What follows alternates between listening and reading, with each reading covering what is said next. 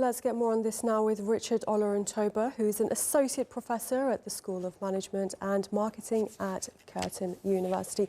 Welcome back to the programme, Richard. Now, with digital mapping and compliance measures adding up to $70 per metric tonne, how heavily will this financial burden fall directly on small-scale cocoa farmers in Nigeria who are already operating on tight margins? Well, thank you. Unless there is some help or subsidy provided by the EU, it will be very, very difficult for these small rural farmers to carry that burden. It's a significant burden. These are small farmers in rural areas, and these areas are generally lacking basic facilities. So it's a significant additional burden on those farmers, in my view.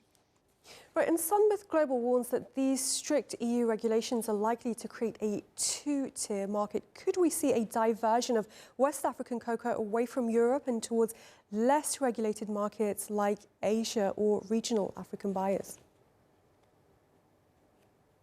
Yes, ultimately, it's a strong possibility. The reason being that current patterns of cocoa trade, West African cocoa trade, actually originate in the colonial relationships, mostly with Europe, France, the UK, and so on. So there is a huge chance that cocoa exporters will be exploring other markets if this law remains in place.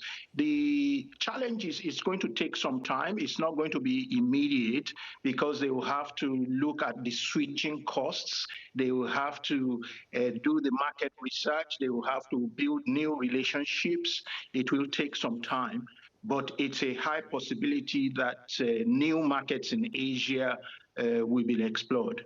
So the European Union now requires exporters to record exact farm boundaries and maintain digital geolocation records. Given the lack of technological infrastructure in many of these rural areas, is it realistically possible for the industry to map thousands of these small-scale farms before this deadline takes effect?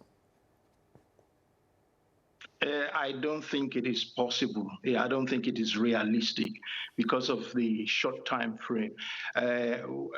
June 2027 is the deadline for small farmers, while December 2026 is the deadline for larger exporters.